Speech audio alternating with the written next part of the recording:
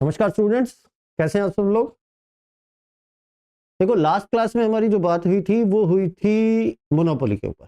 ठीक है, दो मार्केट में आपको समझा, मार्केट की क्लासिफिकेशन में आपको समझा चुका और मोनोपोली समझा चुका। आज का जो हमारा मुद्दा है वो है परफेक्ट कंपटीशन। ठीक है, आज हम बात करने वाले हैं perfect competition.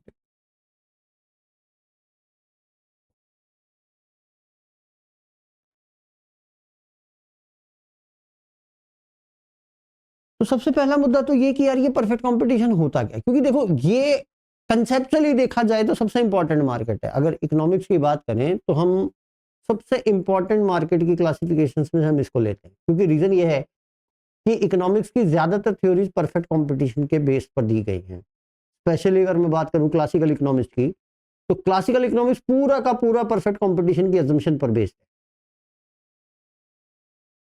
But real world में अगर आप ढूंढने जाओगे तो ये मार्केट एग्जिस्ट ही नहीं करता। ये हाइपोथेटिकल मार्केट है जो रियल वर्ल्ड में एग्जिस्ट नहीं करता।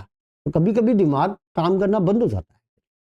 एक तरफ हम कह रहे हैं कि कंसेप्चुअली ये सबसे इंपॉर्टेंट मार्केट है, दूसरी तरफ हम ये कह रहे हैं कि आपका ये रियल वर्ल्ड में एग्जिस्ट ही नहीं करता, और ये दोनों बातें सच्चाई है। एडम स्मिथ से लेकर के और जब तक जॉन मेनार्ड कीन्स नहीं आए, जितने भी आपके क्लासिकल थ्योरीज दी गई, उसमें पहली अजम्पशन ये होती ही होती है कि मार्केट में परफेक्ट कंपटीशन एग्जिस्ट करता है। ठीक है, लेकिन रियल वर्ल्ड में ये एग्जिस्ट नहीं करता। चलिए खैर, हम पर हाइपोथेटिकली बात करेंगे, लेकिन बात तो करनी पड़ेगी। तो हम ये देखते हैं अभी कि परफेक्ट कंपटीशन होता क्या है। तो बेसिकली मार्केट की एक ऐसी स्ट्रक्चर है जहां पे किसी प्रोडक्ट को बेचने वाली large number of, there are so many firms that an individual firm doesn't have any identity in the market. ठीक है, इतनी ज्यादा फर्में होती है कि एक इंडिविजुअल फर्म की बाजार में कोई आइडेंटिटी नहीं होती। ठीक, प्रोडक्ट आइडेंटिकली सेम होता है, जिसमें जिसके लिए हम एक वर्ड यूज करते हैं, होमोजीनियस।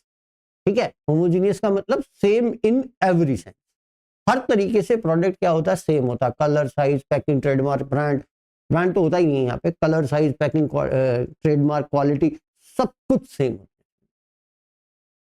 और मार्केट में नई फर्मों को आने और जाने की पूरी फ्रीडम होती है। ठीक है, तो the structure of market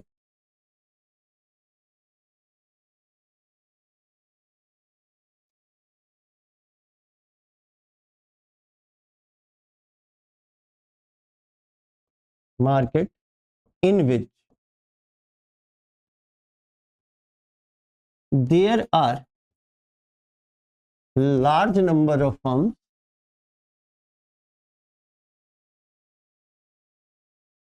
selling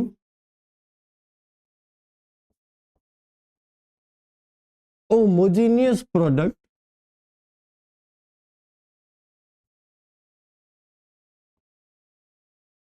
with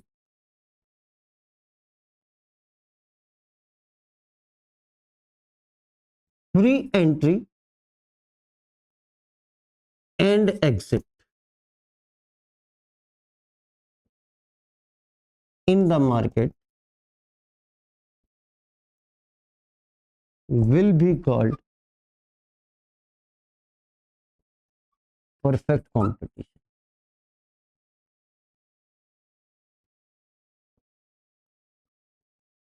ठीक है, परफेक्ट कंपटीशन में एक फर्म, जो इंडिविजुअल फर्म है, वो टोटल मार्केट का या टोटल इंडस्ट्री आउटपुट का इतना छोटा हिस्सा प्रोड्यूस करती है कि वो अपने आउटपुट में कितना भी चेंज कर ले,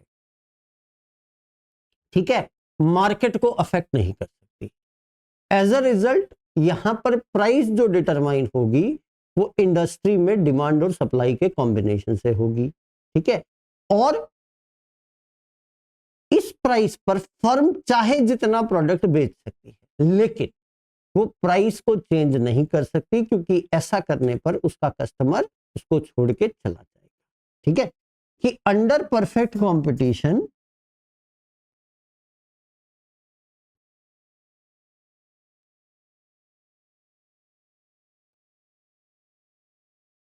a firm produces such a small part of total industry output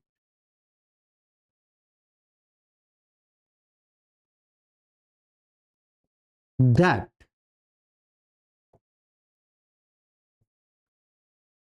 it cannot affect market with his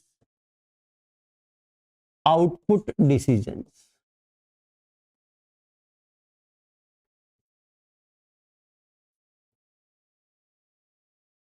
So the price will be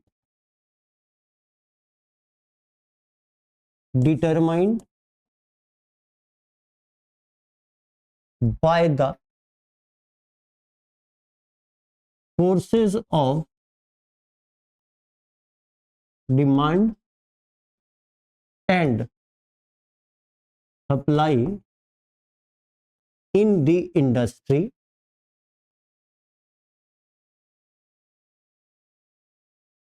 and firm has to sell his output on given. ठीक है, इसका मतलब क्या हुआ कि इस market में firm price maker नहीं होती, प्राइस टेकर होती है। ठीक है, यानी कि वो इंडस्ट्री ने जो प्राइस डिसाइड की उसी पर अपना प्रोडक्ट बेच सकती है, वो अपने प्रोडक्ट की प्राइस में चेंज नहीं कर सकती है। ठीक है, क्यों? क्योंकि बाकी लोग नहीं करेंगे तो उसको मार्केट छोड़ के जाना पड़ेगा। क्लियर? तो इस मार्केट में फर्म एक प्राइस टेकर होती है। क्वेश्चन बहुत पॉपुलर है कि in which market firm is a price taker. Monopoly में प्राइस मेकर होती है क्योंकि फर्म खुद डिसाइड करती है। यहां पर प्राइस का डिटर्मिनेशन कौन करेगा? इंडस्ट्री करेगी। ठीक है, चलिए अब आगे बात करते हैं। अब बात करते हैं हम फीचर्स पे ऑफ परफेक्ट कंपटीशन। ठीक है, features of perfect competition. Perfect competition का पहला फीचर है large number of buyers and sellers. ठीक, इस मार्केट में इतने ज्यादा बायर और सेलर होते हैं कि एक इंडिविजुअल फर्म मार्केट को अफेक्ट ही नहीं कर सकती, या यूं कहें कि मार्केट में उसकी कोई आइडेंटिटी नहीं होती। हाँ, एक और बात मैं आपको बताना चाहूंगा कि जनरली ये जो इकोनॉमिक्स के एग्जाम होते हैं, जैसे कॉमर्स स्टूडेंट का एग्जाम है, या संगणक का एग्जाम है, आईएसओ का एग्जाम है, एएसओ का एग्जाम है, ठीक है, इवन यूपीएससी में भी market one of the most important topics होता है। और मार्केट में भी परफेक्ट कंपटीशन क्वेश्चन के लिहाज से सबसे इंपॉर्टेंट। मतलब अगर मार्केट के 5 क्वेश्चन आए, सपोज सारे मार्केट में से मिला के 5 क्वेश्चन आए, तो एटलीस्ट 2 क्वेश्चन परफेक्ट कंपटीशन में जाते हैं। इस लेवल का इंपॉर्टेंस इस मार्केट का होता है। ठीक है, तो पहला अपन क्या कह रहे हैं कि large number of buyers and sellers. इतने ज्यादा बायर और सेलर इस मार्केट में होते हैं कि एक इंडिविजुअल फर्म की या इंडिविजुअल बायर की मार्केट में कोई आइडेंटिटी नहीं होती। एक बात। दूसरी बात आती है homogeneous product.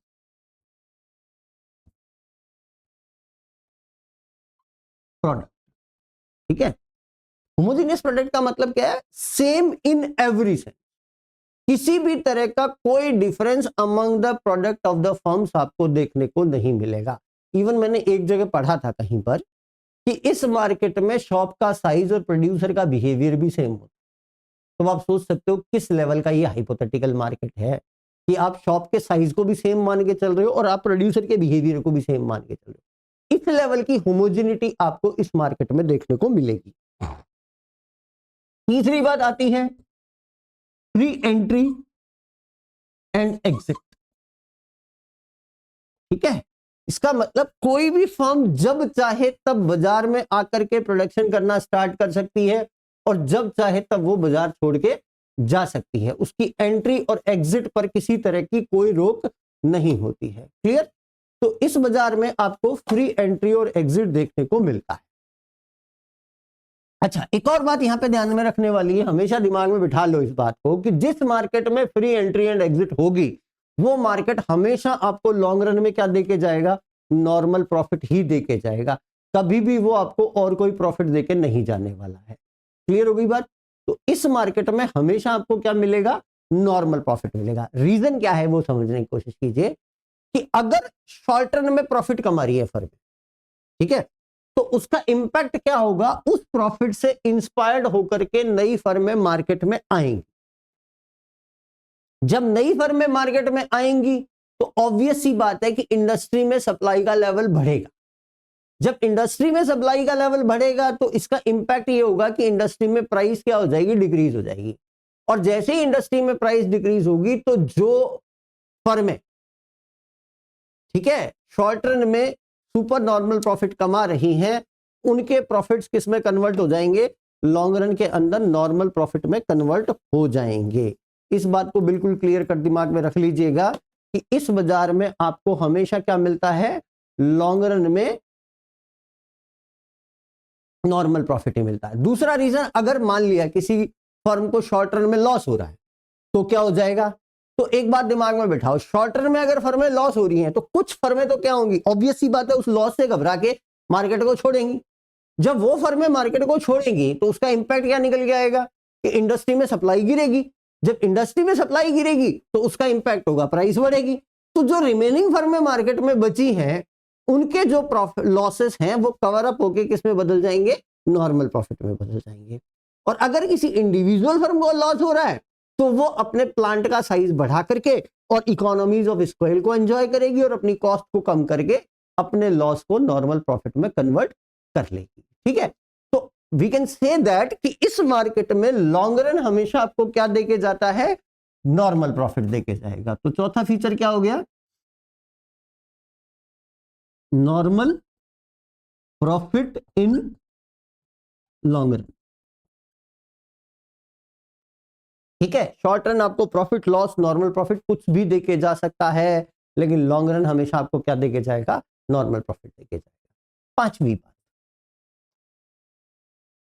Firm is a price take.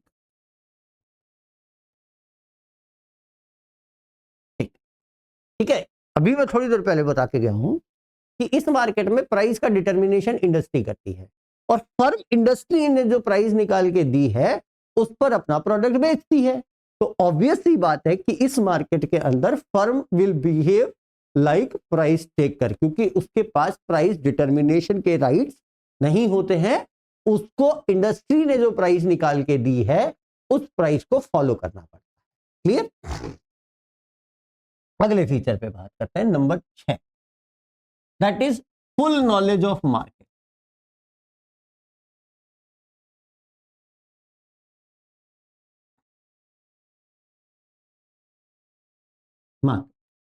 इस बाजार में हर बायर को और हर सेलर को बाजार की पूरी नॉलेज होती है। बाजार की पूरी नॉलेज का मतलब नहीं वो रिसर्च करके बैठा हुआ, तो सिंपल सी दो बातें पता होती है, हर बायर को पता होती है और सेलर को पता होती है। क्या कि सॉरी, मार्केट में प्राइस कितनी, एक बात, और दूसरी मार्केट में क्वांटिटी। प्राइस और क्वांटिटी के बारे में हर बायर और हर सेलर को इंफॉर्मेशन होती है, क्योंकि अगर ऐसा नहीं होगा तो नॉलेजेबल बायर सेलर को बेवकूफ बना सकता है या नॉलेज सेलर बायर को बेवकूफ बना सकता है। तो इसलिए हम ये मान के चलते हैं कि इस मार्केट के अंदर हमेशा क्या होती है, बायर और सेलर को बाजार की पूरी नॉलेज होती है। सातवां feature, independence of cost function. देखो, प्राइस के मामले में सारी फर्में किस पर डिपेंडेंट है, इंडस्ट्री पर डिपेंडेंट है। इंडस्ट्री में जो प्राइस डिसाइड होगी उस प्राइस को फर्मों को फॉलो करना पड़ेगा। बट कॉस्ट के मामले में एक फर्म दूसरी फर्म से इंडिपेंडेंट होती है। इसका मतलब यह है कि एक फर्म की कॉस्ट का दूसरी फर्म की कॉस्ट से कोई लेना देना होता ही नहीं। मैं अलग प्रोडक्शन कर रहा हूं, आप अलग प्रोडक्शन कर रहे हो, तो आपका कॉस्ट कुछ और आएगा, मेरा कुछ कॉस्ट कुछ और आएगा। मेरी कॉस्ट से आपको कोई लेना देना नहीं है, आपकी कॉस्ट का मेरे से कोई लेना देना। ठीक है, तो हर फर्म का जो कॉस्ट फंक्शन होता है that will be always different to the other. ठीक है, नेक्स्ट बात नंबर 8, लैक ऑफ एडवर्टीज। इस बाजार में आपको सब कुछ देखने को मिलेगा, लेकिन एडवर्टीजमेंट नाम की कोई चीज आपको इस बाजार में देखने को नहीं मिलेगी।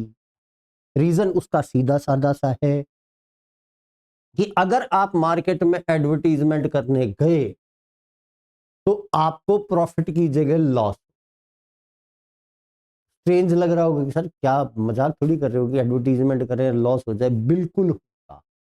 दो बातों से समझाता हूं अभी कैसे। मान लिया 200, 500, 1000, 1200, 1500 फर्में हैं जो एक ही प्रोडक्ट बेच रही हैं, आइडेंटिकल प्रोडक्ट, ठीक है, ना कलर का डिफरेंस है, ना साइज का डिफरेंस है, ना क्वालिटी का डिफरेंस है, उनका सबका बिहेवियर भी एक जैसा, उनकी दुकान भी एक जैसी, सब एक जैसी। अब भाई साहब इस ए फर्म को लगा कि यार मैं एडवर्टीजमेंट करूंगा और मैं इन सबको बाजार से बाहर फेंक दे। भाई साहब पकड़ लाए शाहरुख खान को, तो जी मेरे प्रोडक्ट का एड। सपोज ये सारे के सारे 1000, 1500 लोग आलू बेच रहे हैं, ठीक, सेम साइज का आलू, सेम क्वालिटी का आलू, सब कुछ सेम। अब ये शाहरुख खान भाई साहब किस बात पे ऐड करेंगे?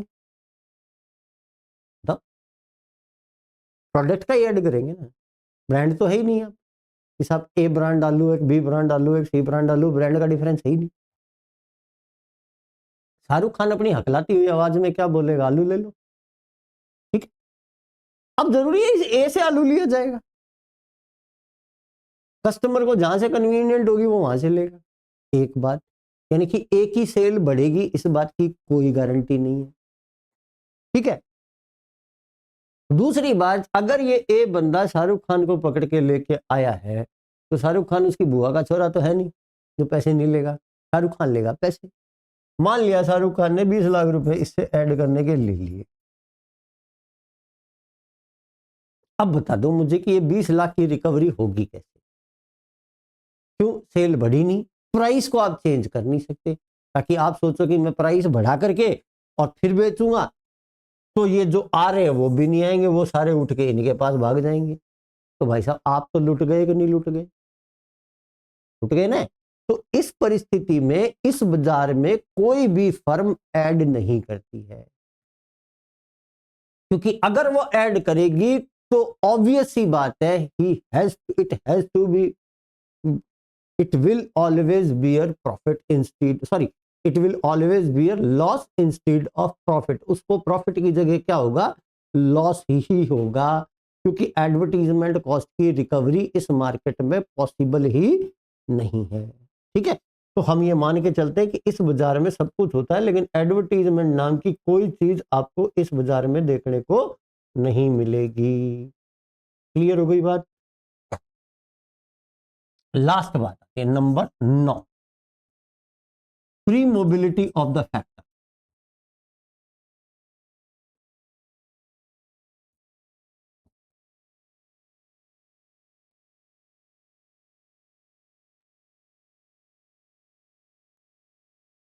ठीक है, यहां पे फैक्टर्स ऑफ प्रोडक्शन जो होते हैं वो परफेक्ट मोबिलिटी रखते हैं, फ्री मोबिलिटी रखते हैं। फ्री मोबिलिटी का मतलब एक फैक्टर एक फर्म से दूसरी फर्म में भी जा सकता है, एक इंडस्ट्री से दूसरी इंडस्ट्री में भी जा सकता है। उसके movement from one industry to the another या one firm to the another पर किसी तरह का कोई रिस्ट्रिक्शन नहीं होता है। इतनी ज्यादा फर्में इस मार्केट में होती हैं कि एक फैक्टर ऑफ प्रोडक्शन चाहे जहां जा करके प्रोडक्शन कर सकता है, जहां उसको प्रोडक्शन में कंट्रीब्यूशन के बदले में ज्यादा रिवार्ड मिलता है वो वहां जाकर के प्रोडक्शन कर सकता है। क्लियर हो गई ये बात? तो ये 9 फीचर आपको इस मार्केट में देखने को मिलेंगे ही मिलेंगे। चलिए अब इसके बाद अगली बात शुरू करते हैं। यहां तक तो बात रही कि परफेक्ट कंपटीशन होता क्या है और इसके फीचर क्या होते हैं। यहां पे एक बड़ा अच्छा क्वेश्चन बनता है। आपने नाम इकोनॉमिक्स के स्टूडेंट अगर आप हो तो आपने दो नाम सुने होंगे, एक होता है प्योर कंपटीशन और एक होता है perfect competition. Perfect competition is the extended version of pure competition, ठीक है, उसका विस्तृत रूप है। पहली 3 फीचर, ये वाले 3 फीचर्स कौन से? ये 3 फीचर कौन कौन से? Large number of buyers and sellers, homogeneous product और फ्री एंट्री एंड एग्जिट। ये तीन फीचर आपको जिस बाजार में देखने को मिलते हैं वो बाजार कहलाता है प्योर कंपटीशन।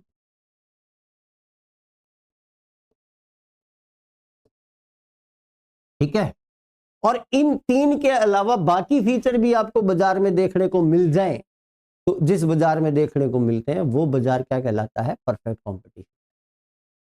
ठीक है, तो पहले तीन फीचर अगर किसी बाजार में मिल रहे हैं बाकी नहीं मिल रहे हैं तो वो प्योर कंपटीशन की सिचुएशन है, जिसको हिंदी में विशुद्ध प्रतियोगिता कहते हैं। ठीक है, और अगर बाकी फीचर्स भी आपको बाजार में देखने को मिल रहे हैं तो इसको हम क्या कहते हैं? परफेक्ट कंपटीशन कहते हैं। क्लियर हो गई बात?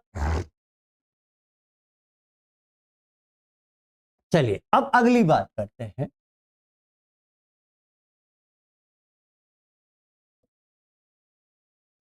Price determination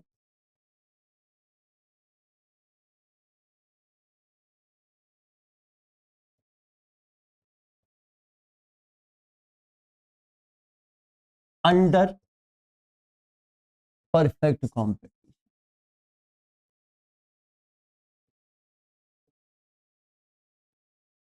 and AR, MR of the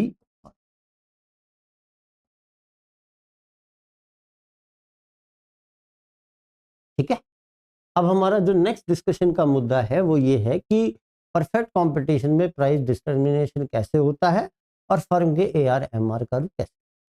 ठीक है, तो देखो मैं अभी थोड़ी देर पहले बता के गया कि परफेक्ट कंपटीशन के अंदर फर्म एक प्राइस टेकर है, यानी कि फर्म प्राइस को डिटरमाइन नहीं करेगी। प्राइस को डिटरमाइन कौन करेगा? इंडस्ट्री में डिमांड और सप्लाई करती है। ठीक है, तो इंडस्ट्री में जहां पर डिमांड और सप्लाई दोनों बराबर होते हैं वहां पर प्राइस और इंडस्ट्री आउटपुट, ये आउटपुट जो डिसाइड हुआ ये किसका है? इंडस्ट्री का है। ठीक है, इंडस्ट्री, और ये प्राइस इंडस्ट्री में डिटरमाइन हो गई with the equilibrium of demand and supply. अब मैं क्या कह रहा हूं कि इस प्राइस को फर्म एक्सेप्ट करती है और इस गिवन प्राइस पर फर्म अपना प्रोडक्ट सेल करती है। तो this price will be taken by the firm. ठीक है, this price will be taken by the firm, और फर्म इस गिवन प्राइस पर अपना प्रोडक्ट बेचेगी। तो इस वजह से फर्म का AR कर जो कि उसका डिमांड कर भी होता है वो एक्स एक्सिस के पैरेलल एक स्ट्रेट लाइन होता है। ठीक है, और because price remains constant for a firm, इसलिए एक एडिशनल यूनिट को बेचने से जो रेवेन्यू फर्म को आने वाली है जिसको हम क्या कहते हैं? मार्जिनल रेवेन्यू, वो भी एवरेज रेवेन्यू के बराबर होती है। तो इस मार्केट में हमेशा AR और MR एक्स एक्सिस के पैरेलल होते हैं और दोनों आपस में बराबर होते हैं। जैसे मैंने आपको कल बताया था कि मोनोपोली के अंदर MR AR का आधा होता है, लेकिन परफेक्ट कंपटीशन में AR और MR दोनों आपस में क्या होते हैं? इक्वल होते हैं। क्लियर हो गई बात? अब ये डायग्राम जैसे ही बना भाई साहब दुनिया भर के क्वेश्चन जनरेट हो जाते हैं। पहला क्वेश्चन, प्राइस टेकर फर्म का डिमांड कर्व कैसा होता है? तो भाई साहब हॉरिजॉन्टल कह सकते हैं हम इसको, पैरेलल टू एक्स एक्सिस कह सकते हैं।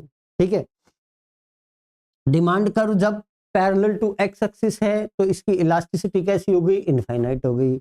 तो इस मार्केट में प्रोडक्ट की जो डिमांड होती है वो परफेक्टली इलास्टिक या इनफाइनाइट इलास्टिक होती है। प्रोडक्ट होमोजीनियस है, यानी कि दोनों एक दूसरे के परफेक्ट सब्स्टिट्यूट हैं।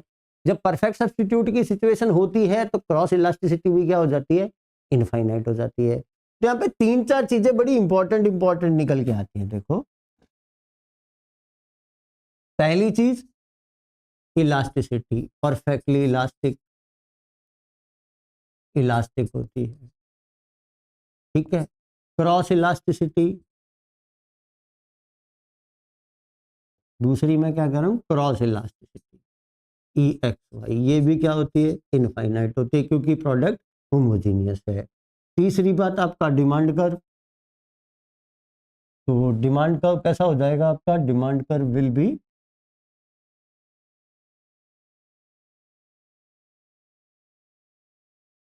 B horizontal.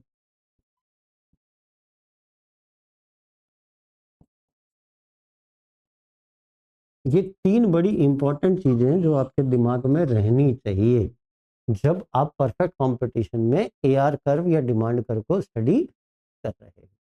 क्लियर हो गई बात? चलिए, यहां तक तो बात आई कि परफेक्ट कंपटीशन में प्राइस डिटर्मिनेशन कैसे होता है, फर्म प्राइस टेकर कैसे बनती है, उसके रेवेन्यू कर्व कैसे होते हैं, उसकी डिमांड इलास्टिसिटी कैसी होती है, क्रॉस इलास्टिसिटी कैसी होती है और डिमांड कर्व की शेप क्या होती है। ये सारी चीजों पर डिस्कशन मैंने एक ही डायग्राम में कर दिया। ठीक है, अब अगली बात आती है, नेक्स्ट बात हम करते हैं शॉर्ट रन इक्विलिब्रियम पे।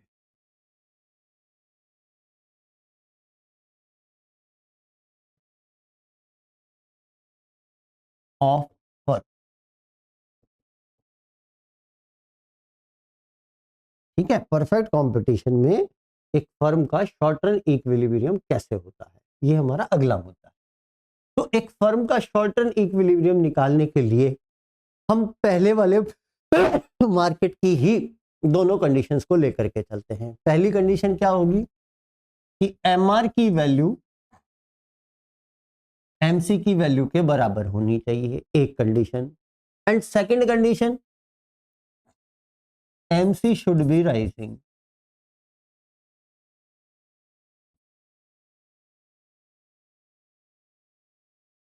जहां पर भी आपकी ये दोनों कंडीशन सेटिस्फाई हो जाएंगी वहां पे परफेक्ट कंपटीशन में फर्म का इक्विलिब्रियम हो जाएगा। ठीक है, अब जैसे मैंने डायग्राम लिया ये वाला, ये आपका A R equal to M R, price already industry ने निकाल के दे रखी है, आप डिसाइड नहीं कर रहे हो। Clear? And that is your marginal cost.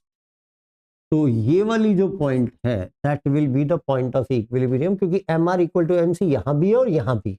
ठीक है, इस एफ पॉइंट पे भी M R equal to M C है और इस ई पॉइंट पर भी M R equal to M C है। बट सेकंड कंडीशन क्या है कि M C should be rising, तो वो यहां पर पूरी हो रही है, यहां पर पूरी हो रही है, तो ये इक्विलिब्रियम हो जाएगा और इतना इतना आउटपुट फर्म मार्केट में सेल आउट करेगी। क्लियर? तो अब यहां पे देखो दो क्वेश्चन फिर जनरेट हो गए। एक कि firm, perfect competitive firm short run equilibrium में क्या डिसाइड करती है? तो भाई साहब ये तो वो डिसाइड करती नहीं है क्योंकि इंडस्ट्री ने करके दे दिया। तो केवल क्या डिसाइड करती है? आउटपुट डिसाइड करती है।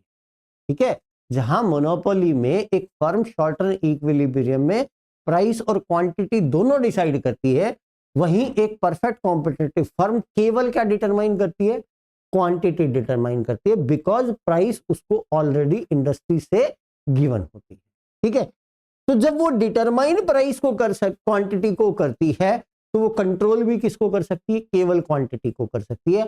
प्राइस पर उसका किसी तरह का कोई कंट्रोल नहीं होता। ठीक है,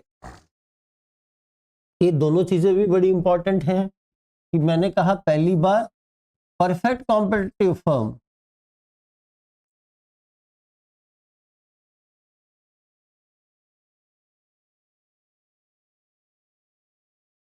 only decide quantity and can control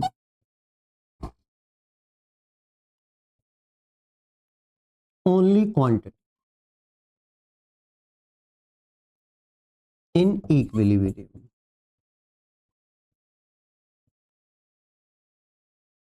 ठीक है, केवल वो क्वांटिटी डिटरमाइन करती है और क्वांटिटी को ही वो क्या कर सकती है? कंट्रोल कर सकती है। क्लियर हो गई बात? अब यहां पे फिर दो चीजें जनरेट होती हैं कि अगर एम आर एम सी से ज्यादा है तो फर्म इक्विलिब्रियम में आने के लिए क्या करेगी? Then firm will increase output, और अगर एम आर एम सी से कम है तो फर्म विल डिक्रीज आउटपुट।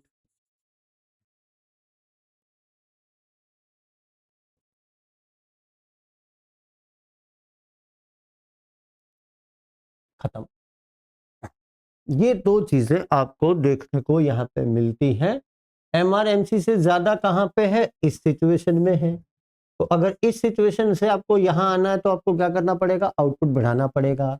और एमसीएमआर से ज्यादा कहाँ पे? इस सिचुएशन में है। तो यहां से अगर आपको पीछे आना है तो आउटपुट क्या करना पड़ेगा? घटाना पड़ेगा। ठीक है, तो अगर एमआर एमसी से ज्यादा है तो आउटपुट बढ़ा करके इक्विलिब्रियम की पोजीशन में आया जाएगा, और अगर एमआर एमसी से कम है तो आउटपुट को घटा करके इक्विलिब्रियम की सिचुएशन में आया जा। क्लियर हो गई बात? तो ये दोनों चीजें हो गई कि शॉर्ट रन इक्विलिब्रियम में क्या क्या संभावनाएं एक फर्म के साथ जनरेट हो सकती है अंडर परफेक्ट कॉम्पिटिशन। अब वापस उन्हीं तीन चीजों पे बात करेंगे जो हमने पिछले मार्केट में करी थी कि शॉर्ट रन इक्विलिब्रियम की सिचुएशन में फर्म को तीन कंडीशंस मिल सकती हैं। कौन कौन सी? सबसे पहली कंडीशन होती है super normal profit.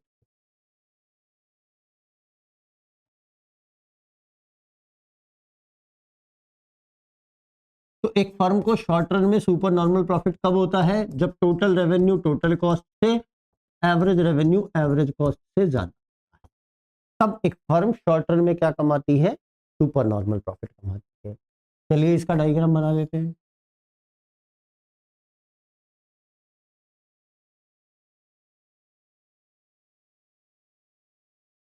Average cost को इसके नीचे से निकाल दिया, इसके मिनिमम पॉइंट पे हो गया मार्जिनल कॉस्ट, ये आउटपुट, ये इक्विलिब्रियम आ गया, ये प्राइस है ही।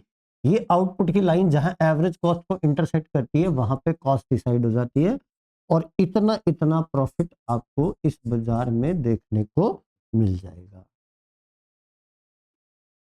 ठीक है, इतना इतना प्रॉफिट आपको इस बाजार में देखने को मिल जाता है।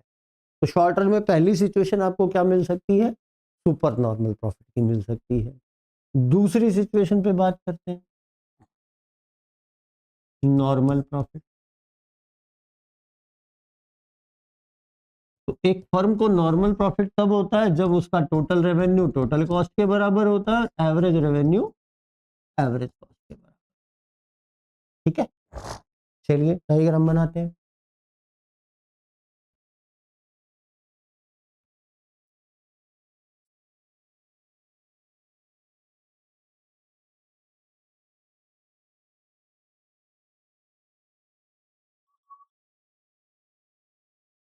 एमआर ने एमसी को यहाँ काटा, ये आपका आउटपुट आ गया, और ये प्राइस और कॉस्ट यहाँ पे दोनों बराबर हो जाएंगी। तो यहाँ पे आपको मिल जाएगा सुपर, सॉरी, नॉर्मल प्रॉफिट मिल जाएगा। That is cost and revenue.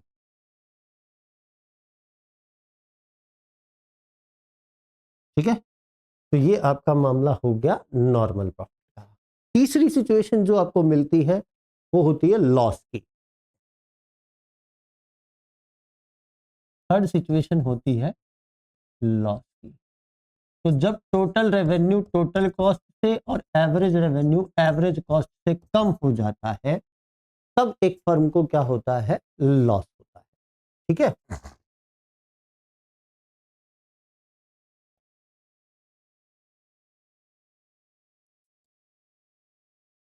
MR, ये आपकी प्राइस ऑलरेडी गिवन है, ये एवरेज कॉस्ट, इसके मिनिमम पॉइंट पे से मार्जिनल कॉस्ट, और इतना इतना आउटपुट आपका प्रोड्यूस होगा, और यहाँ से आप आगे जाएंगे तो इतनी कॉस्ट आ जाएगी। तो आपको जो लॉस होगा वो इतना इतना होगा। इसको मैं नाम दे देता हूँ ई और एफ। तो टोटल आपका जो लॉस है वो ई एफ सी पी के बराबर हो जाएगा, ये आउटपुट और ये कॉस्ट एंड रेवेन्यू।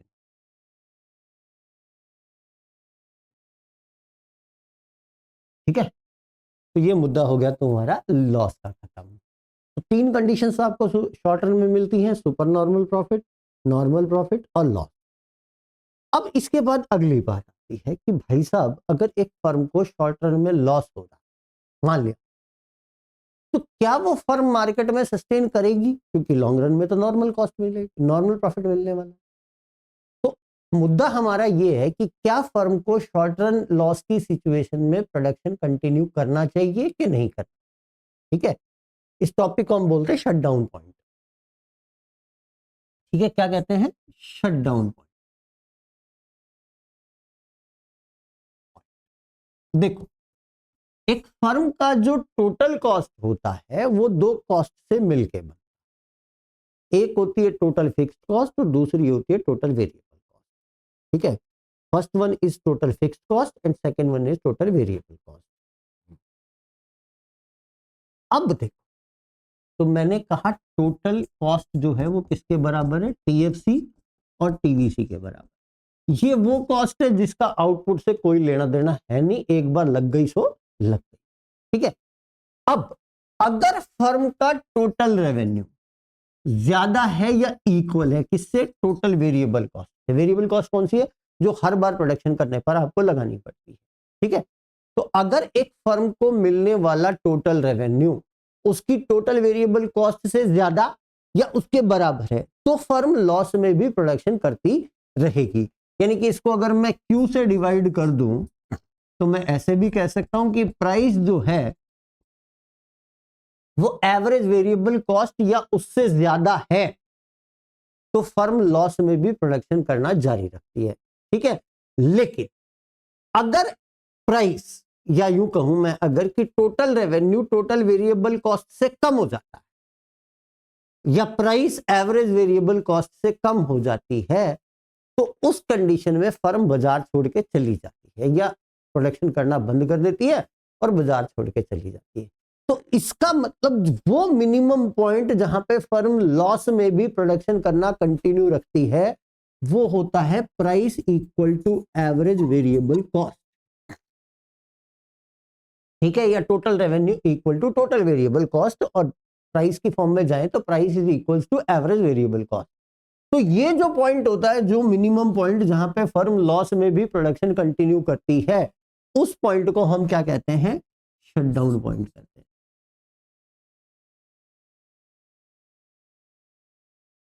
ठीक है, क्यों, क्योंकि फर्म अगर प्राइस इस पॉइंट से नीचे चली गई तो उस कंडीशन में फर्म प्रोडक्शन स्टॉप करके मार्केट को छोड़ के चली जाएगी।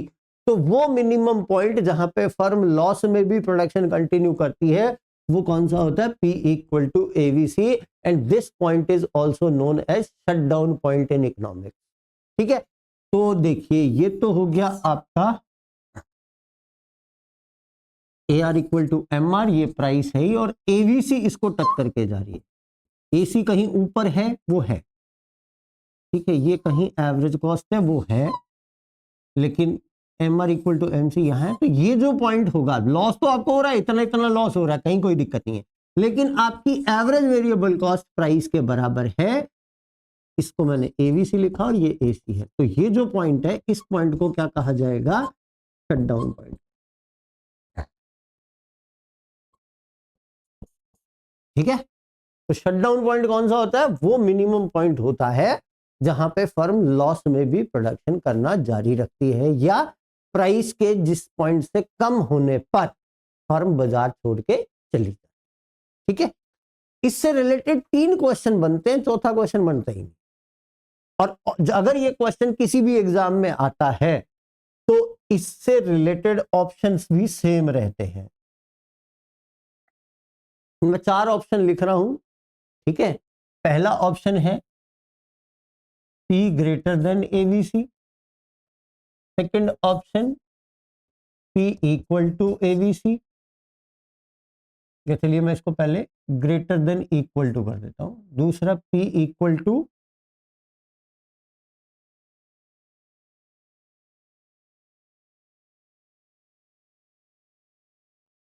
एबीसी। तीसरा लिखा मैंने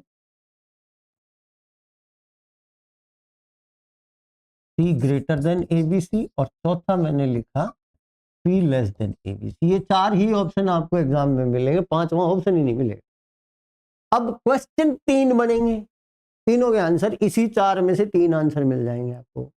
पहला क्वेश्चन, क्वेश्चन नंबर वन, पहला, a firm will continue to produce in short run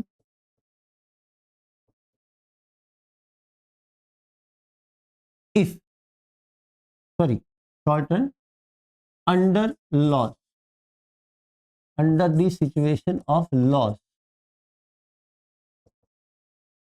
loss in short, अच्छा ये तो हो ही गया ना, लॉस इफ, ठीक है, एक फर्म लॉस में भी कंटिन्यू प्रोडक्शन करती रहेगी शॉर्ट रन में अगर इनमें से कौन सा ऑप्शन सही है, तो उस कंडीशन में आपका आंसर ए हो जाएगा।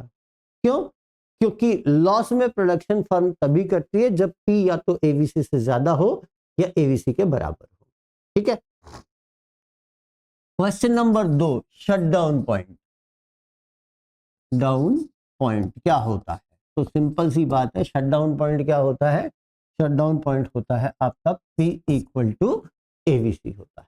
ठीक है, and fourth question, third question जो बनेगा वो बनेगा firm will quit from the market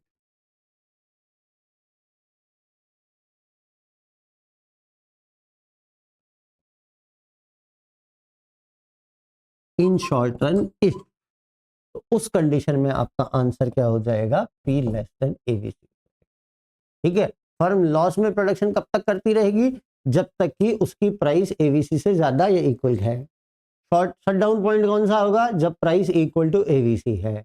और फर्म मार्केट छोड़ के कब चली जाएगी? जब प्राइस एवीसी से क्या हो जाती है? कम हो जाती है। ठीक है, तो तीन क्वेश्चन आपको शट डाउन पॉइंट से रिलेटेड मार्केट में मतलब एग्जाम में देखने को मिल सकते हैं। क्लियर हो गई बात? चौथा क्वेश्चन कभी भी इस शट डाउन पॉइंट से बनेगा ही नहीं, खत्म। ठीक है, चलिए आगे बढ़ते हैं। आप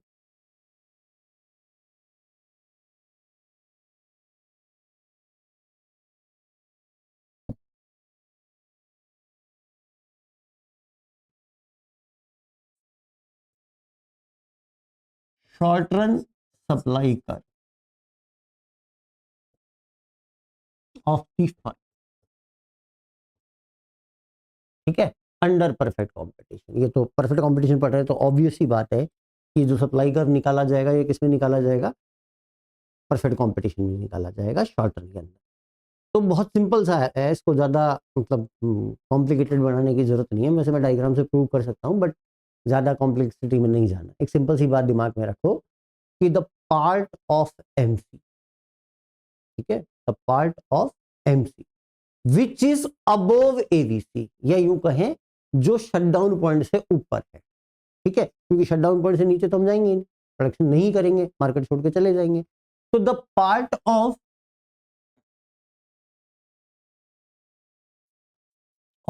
एमसी अबोव एवीसी और shutdown point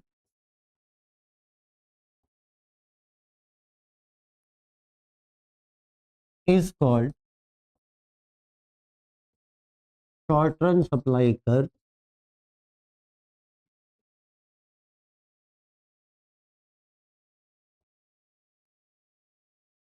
of the firm under perfect competition।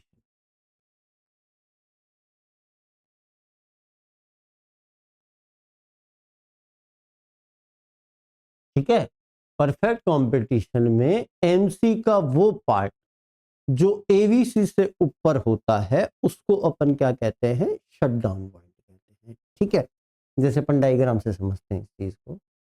थोड़ा सा डायग्राम कॉम्प्लिकेटेड है इसलिए मैं अवॉइड करना चाह रहा था बट ठीक है अपन करते हैं। ये डिमांड, ये सप्लाई, ये पॉइंट ऑफ इक्विलिब्रियम से प्राइस, और यहाँ पे हो गया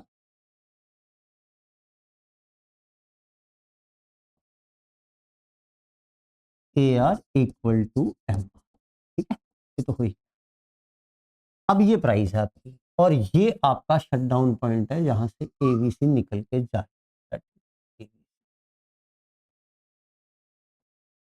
इसको मार्जिनल कॉस्ट ने इंटरसेक्ट किया, दैट इज मार्जिनल कॉस्ट।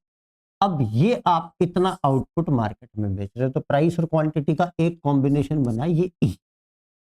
ठीक है, और ये कौन सा पॉइंट है? ये है शट डाउन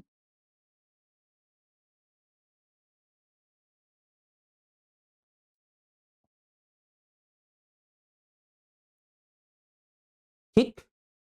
अब मैंने कहा इंडस्ट्री में सब डिमांड बढ़ गई, मान लीजिए डिमांड इतनी बढ़, इतनी बढ़ते के साथ ही ये प्राइस बढ़ करके P1 हो गई और ये AR MR जो है वो चेंज होकर के हो गए AR1 इक्वल टू MR। तो ये इक्विलिब्रियम पे MR MC यहां बराबर थे, अब ये इस E1 पे चले गए और क्वांटिटी बढ़ के Q1 हो गई, प्राइस बढ़ के P1। फाइन। एक बार इसको और बढ़ा लेते हैं।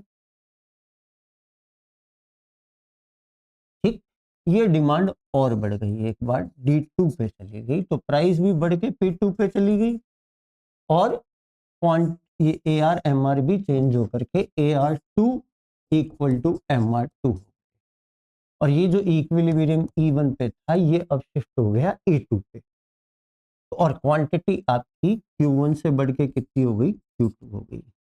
अब आप अगर ये तो इंडस्ट्री का पार्ट है, इसको तो भूल जाओ, अपन बात कर रहे हैं किसकी, फर्म की। तो आप एक चीज देखो कि इस डायग्राम कौन से वाले में, इसमें प्राइस और क्वांटिटी के डिफरेंट कॉम्बिनेशंस को कौन सा टर्म बता रहा है।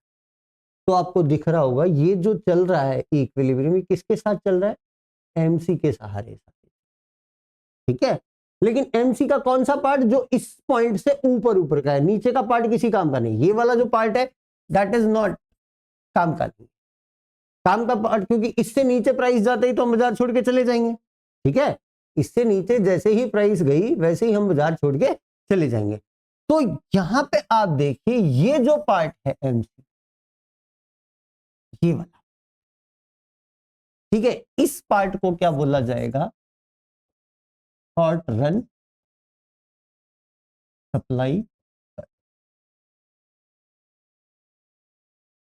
ठीक है, तो यही मैंने कहा आपको स्टार्टिंग में कि part of MC, MC curve का वो पार्ट जो किससे ऊपर होता है, एवीसी से ऊपर होता है या शटडाउन पॉइंट से ऊपर होता है, उस पार्ट को हम क्या कहते हैं, short run supply curve of the firm under perfect competition. ठीक है, तो यहां पे आपको डायग्राम से मैंने ये बात समझा दी कि एमसी का वो पार्ट जो इस ई पॉइंट यानी कि शटडाउन पॉइंट से ऊपर है, उस पार्ट को हम क्या कहते हैं, short run supply curve of the firm under perfect competition कहा जाता है। अब कई बार क्या होता है, मजे लेने जाए, मतलब ये सामने वाले के मजे लेने अपने को, या एग्जामिनर को तुम्हारे मजे लेने, ऐसा भी हो सकता है। तो फिर एग्जामिनर क्या करेगा, शॉर्ट रन की जगह उसने कहा लॉन्ग रन सप्लाई कर्व। तो परफेक्ट कंपटीशन में लॉन्ग रन में नॉर्मल प्रॉफिट मिलता है, अगर वो भी नहीं मिलेगा तो फर्म बाजार छोड़ के चली जाएगी। तो अगर लॉन्ग रन सप्लाई कर गलती से कोई आपसे पूछ ले, जनरली पूछा नहीं जाता है, लेकिन इनकेस अगर कोई आपसे ये पूछ ले कि what is the supply curve of a firm under under perfect competition in long run, तो आपको कुछ नहीं करना है, एक सिंपल सा वर्ड चेंज कर देना, इस एवीसी की जगह एसी लगा। ठीक है, कि लॉन्ग रन सप्लाई कर्व क्या हो जाएगा, लॉन्ग रन सप्लाई कर्व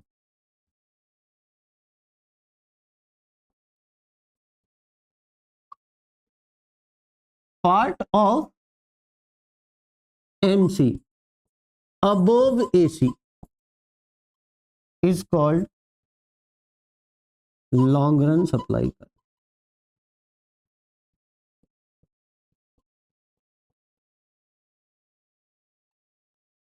ठीक है, एमसी का वो पार्ट जो एसी से ऊपर होता है उसको हम लॉन्ग रन सप्लाई करते हैं, और एमसी का वो पार्ट जो एसी से एवीसी से ऊपर होता है उसको शॉर्ट रन सप्लाई कर कहा जाता है।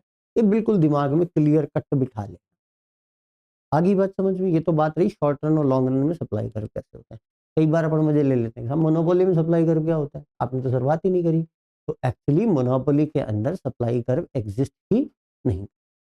ठीक है, वहां पे जो भी डिसीजंस होते हैं वो डिमांड कर्व के अकॉर्डिंगली होते हैं, मोनोपोली के अंदर सप्लाई कर्व की एग्जिस्टेंस होती ही नहीं। ठीक, तो आई होप आपको समझ में आ गया होगा कि शॉर्ट रन में सप्लाई कर्व क्या होता है परफेक्ट कंपटीशन में, और लॉन्ग रन में परफेक्ट कंपटीशन में सप्लाई कर्व क्या। क्लियर। अब इस चैप्टर का last topic that is long run equilibrium.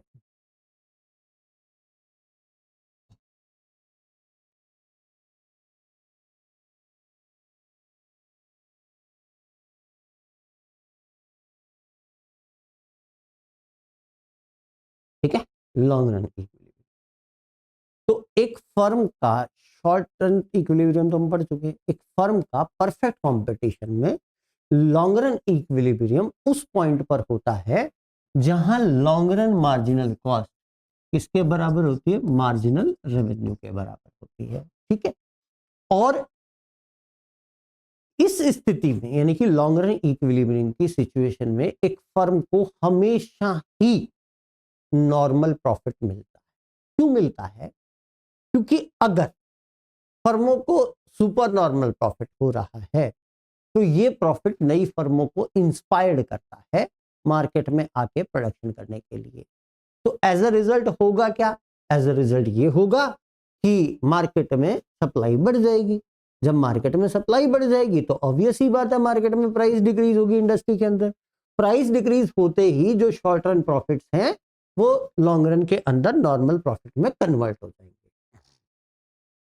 On the other hand अगर फर्मों को लॉस होता है तो कुछ फर्में मार्केट छोड़ के जाएंगी, है ना। जब कुछ फर्में मार्केट छोड़ के जाएंगी तो इंडस्ट्री में सप्लाई की कमी हो जाएगी या सप्लाई डिक्रीज हो जाएगी। जब सप्लाई डिक्रीज होगी तो प्राइस इंक्रीज होगी। प्राइस इंक्रीज होते के साथ ही फर्मों के जो लॉस है, जो रिमेनिंग फर्में बची हुई है मार्केट में, उनके लॉस कन्वर्ट हो जाएंगे नॉर्मल प्रॉफिट के अंदर। ठीक है, लेकिन अगर किसी इंडिविजुअल फर्म को लॉस हो रहा है तो वो प्लांट का साइज बढ़ा करके और अपनी कॉस्ट को कम कर लेगी। कॉस्ट को कम करके उसके नॉर्मल जो लॉस है वो नॉर्मल प्रॉफिट में कन्वर्ट हो जाएंगे। ये दो तरीके सिंपल सिंपल से होते हैं, या तो प्लांट एक्सपेंशन होता है या फर्मों की एंट्री और एग्जिट होती है जिसके कारण फर्मों को अल्टीमेटली लॉन्ग रन में नॉर्मल प्रॉफिट ही मिलता है।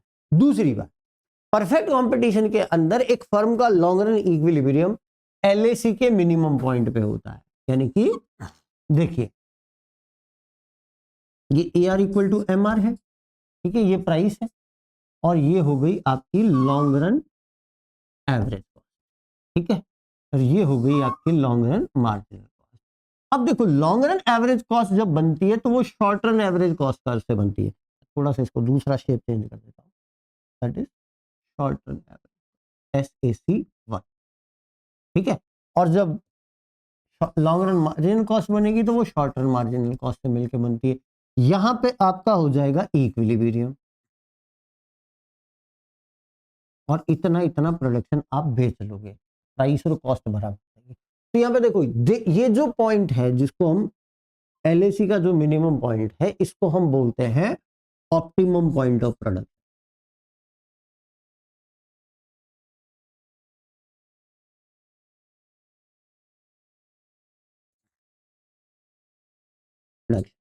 ठीक है, इस ऑप्टिमम पॉइंट ऑफ प्रोडक्शन पर एक फर्म का लॉन्ग रन इक्विलिब्रियम होता है अंडर परफेक्ट कंपटीशन। और इस सिचुएशन में एक बड़ी इंटरेस्टिंग इक्विलिब्रियम सिचुएशन बनती है। देखो क्या क्या बन रहा है, आप ध्यान से समझिए। प्राइस, चलिए मैं इसका शेप थोड़ा कलर बदल देता हूँ।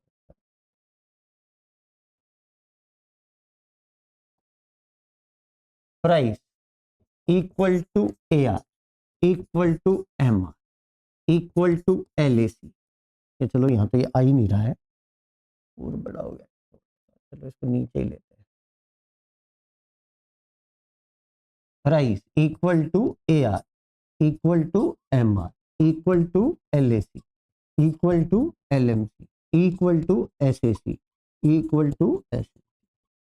तो यहाँ पे सारी कॉस्ट और रेवेन्यू क्या हो जाते हैं, आपस में बराबर हो जाते हैं।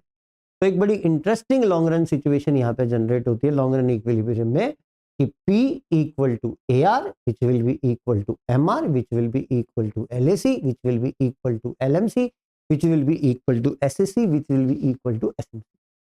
तो सारी कॉस्ट और सारे रेवेन्यू यहाँ पे आपको बराबर हो जाएंगे और लॉन्ग रन में फर्म प्रोडक्शन के ऑप्टिमम पॉइंट पर अपना इक्विलिब्रियम अटेन करेगी, और यहां पर उसको हमेशा क्या मिलेगा, नॉर्मल प्रॉफिट ही मिलेगा। ठीक है, अब चूंकि ये ऑप्टिमम पॉइंट पर है तो इस मार्केट में कभी भी एक्सेस कैपेसिटी एग्जिस्ट नहीं करेगी। ठीक है, यहाँ पे एक और चीज बड़ी इंटरेस्टिंग है कि in this market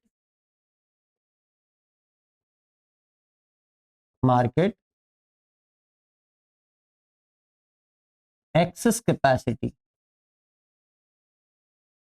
will never exist. ठीक है, इस मार्केट में कभी भी एक्सेस कैपेसिटी एग्जिस्ट ही नहीं करती। तो that was all about perfect competition.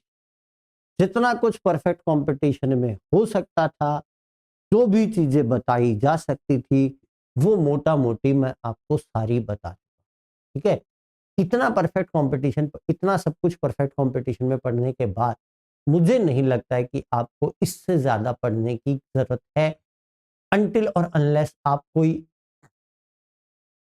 College lecturer का एग्जाम इकोनॉमिक्स से नहीं दे रहे। जनरल कंपटीशन के लिए, इवन इनफैक्ट सीए तक के लिए, ठीक है, सीए में भी इकोनॉमिक्स होती है, सीए के लिए या यूपीएससी इकोनॉमिक्स के लिए जो जीके में आती है, या और कोई भी कॉम्पिटिटिव एग्जाम, फर्स्ट ग्रेड का एग्जाम हो गया, वहां तक के लिए आपको परफेक्ट कंपटीशन में और कुछ पढ़ने की जरूरत नहीं है। इतने से आपका काम बहुत बढ़िया तरीके से चल जाएगा। ठीक है, तो यहाँ आके अपना ये परफेक्ट कॉम्पिटिटिव मार्केट खत्म हो जाता है। ठीक है, नेक्स्ट क्लास में जब हम मिलेंगे तो दो, क्योंकि वो दोनों छोटे छोटे टॉपिक हैं, तो उन पे बात करूंगा, मोनोपोलिस्टिक कंपटीशन और ओलिगोपोली। तो कल हम मोटा मोटी, ये मैं मान के चल रहा हूं कि मोटे तौर पर हम कल मार्केट को खत्म कर लेंगे, और उसके बाद फिर हम नेशनल इनकम और जो बड़े इंपॉर्टेंट टॉपिक्स है उनकी तरफ धीरे धीरे आगे बढ़ना शुरू करते हैं। ठीक है, तो एंजॉय कीजिए इस क्लास को, जो भी डाउट्स हो बता दिया करो। I am always available for you to solve your doubts. ठीक है, बट अच्छा पढ़ो, ढंग से पढ़ो, और मुझे नहीं लगता कि इसके बाद आपको कुछ और पढ़ने की जरूरत पड़ेगी। चलिए, thank you so much for being with me in this class. अगली क्लास में फिर मिलेंगे, तब तक के लिए शुभ रात्रि, शब्बा खैर, नमस्कार।